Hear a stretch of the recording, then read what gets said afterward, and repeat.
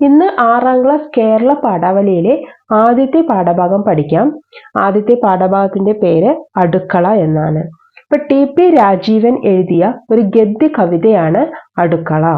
നെല്ലും ഗോതമ്പും ചോളവും ബാർലിയും കരിമ്പും മുന്തിരിയും മധുര നാരങ്ങയും മത്സരിച്ചു വിളയുന്ന ഈ താഴ്വരയിൽ ആടും കോഴിയും താറാവും പന്നിയും ഒരുമിച്ച് മേയുന്ന ഈ വീട്ടിൽ ആര് മറന്നുവെച്ചു ഈ അടുക്കള?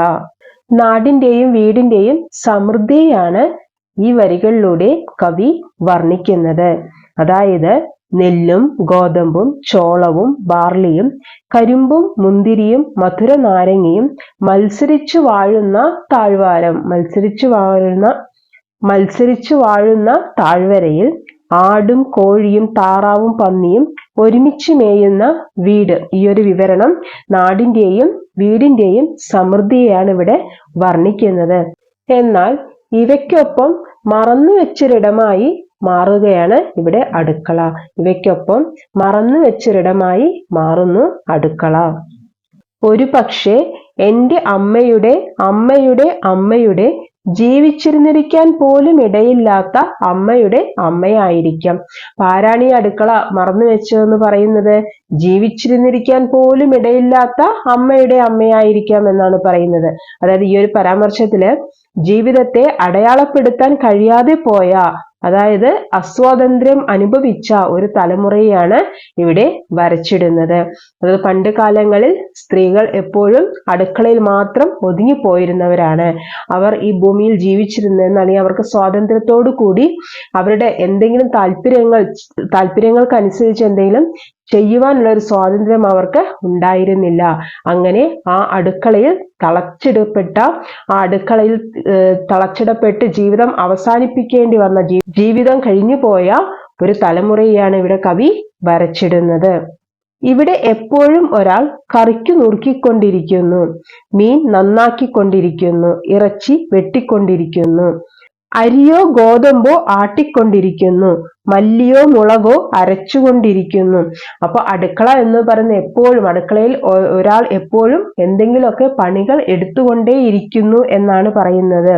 അതായത് ഇവിടെ ഒരാൾ എപ്പോഴും എന്താണ്, കറിക്ക് നുറുക്കിക്കൊണ്ടിരിക്കുന്നു, മീൻ നന്നാക്കിക്കൊണ്ടിരിക്കുന്നു, ഇറച്ചി വെട്ടിക്കൊണ്ടിരിക്കുന്നു, അരിയും ഗോതമ്പും ആട്ടിക്കൊണ്ടിരിക്കുന്നു, മല്ലിയോ മുളകോ അരച്ചുകൊണ്ടിരിക്കുന്നു. അപ്പോൾ അടുക്കളയിലുള്ള ആ സ്ത്രീ, അതായത് അടുക്കളയിലുള്ള ആ അമ്മയ്ക്ക് എപ്പോഴും കൈയൊഴിയാത്ത പണികളാണ് അവിടെ ഉള്ളത്. അവിടെ ഓരോ പണികളായിട്ട് അവരവിടെ ചെയ്തുകൊണ്ടേ ഇരിക്കുന്നു. വിശ്രമമില്ലാതെ അവർ പണികൾ ചെയ്തുകൊണ്ടേ ഇരിക്കുകയാണ്. ഇഞ്ചിയോ പൊതിനയോ ചതച്ചുകൊണ്ടിരിക്കുന്നു. അടുപ്പത്ത് തിളയ്ക്കുന്നതിൽ നിന്ന് കുറച്ചെടുത്ത് എരിവും പുളിയും ഉപ്പും മധുരവും പാകം നോക്കിക്കൊണ്ടിരിക്കുന്നു. എഴുന്നേറ്റു കൈ കഴുകിക്കൊണ്ടിരിക്കുന്നു. അപ്പൊ അടുക്കള എന്ന് പറയുന്നത് തിരക്ക് പിടിച്ചൊരിടമായിട്ട് മാറുകയാണ്. അവിടുത്തെ പണികൾ ഒരിക്കലും തീരുന്നില്ല. അതായത് ഓരോ പണി കഴിയുമ്പോഴും അമ്മ എന്ത് ചെയ്യുകയാണ്? അടുക്കളയിൽ ഇങ്ങനെ മറ്റൊരു പണിയിലേക്ക് ഏർപ്പെട്ടുകൊണ്ടിരിക്കുകയാണ്. അതായത് അവർ കൈ കഴുകി ആ പണികൾ വീണ്ടും വീണ്ടും എന്താണ്, ആവർത്തിച്ചുകൊണ്ടേ ഇരിക്കുക. ഓരോരോ പണികളായിട്ട് അവർ ചെയ്തു തീർത്തുകൊണ്ടേ ഇരിക്കുകയാണ്. ഒന്നിരിക്കാൻ പോലും സമയമില്ലാത്ത ധൃതി പോലെ നിലത്തും മേശപ്പുറത്തും ബാക്കിയായവ തുടച്ചു വൃത്തിയാക്കിക്കൊണ്ടിരിക്കുന്നു. പാത്രം കഴുകി നിരത്തി വെച്ചുകൊണ്ടിരിക്കുന്നു. ഇവിടെ എപ്പോഴും ഒരാൾ വിശന്നു നിലവിളിച്ചുകൊണ്ടിരിക്കുന്നു. അപ്പോൾ ഒന്നിരിക്കാൻ പോലും സമയമില്ലാതെ, ഒന്ന് വിശ്രമിക്കാൻ പോലും സമയമില്ലാതെ മേശപ്പുറത്ത് ബാക്കിയായവ തുടച്ചു വൃത്തിയാക്കിക്കൊണ്ടിരിക്കുകയാണ്. പാത്രം കഴുകി നിരത്തി വെച്ചുകൊണ്ടിരിക്കുകയാണ്.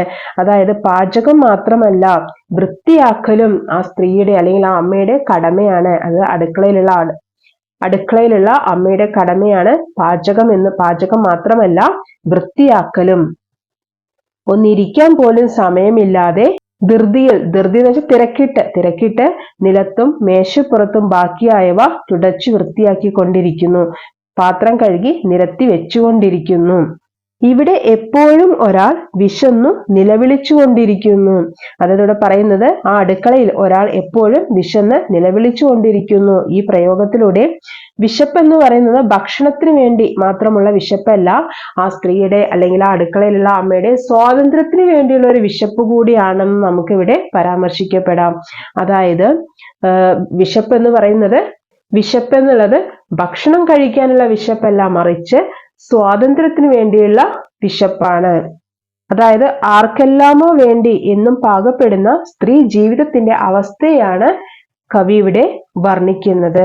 അതായത് ആ സ്ത്രീക്ക് അല്ലെങ്കിൽ അടുക്കളയിൽ കഴിയുന്ന ആ അമ്മയ്ക്ക് സ്വന്തമായിട്ടൊരു സ്വാതന്ത്ര്യത്തോടു കൂടി എന്തെങ്കിലും ചെയ്യുവാനായിട്ട് പറ്റുന്നില്ല. അത്തരം ഒരു സ്വാതന്ത്ര്യം ആ അമ്മയ്ക്ക് കിട്ടുന്നില്ല. അവരെപ്പോഴും മറ്റുള്ളവർക്ക് ഭക്ഷണം പാകം ചെയ്തും വൃത്തിയാക്കിയും അങ്ങനെ ഓരോ ദിവസവും കഴിച്ചു കൂട്ടുകയാണ്. അപ്പൊ ആർക്കെല്ലാമോ വേണ്ടി എന്നും പാകപ്പെടുന്ന സ്ത്രീയുടെ ജീവിതാവസ്ഥയെയാണ് കവിയുടെ വർണ്ണിക്കുന്നത്.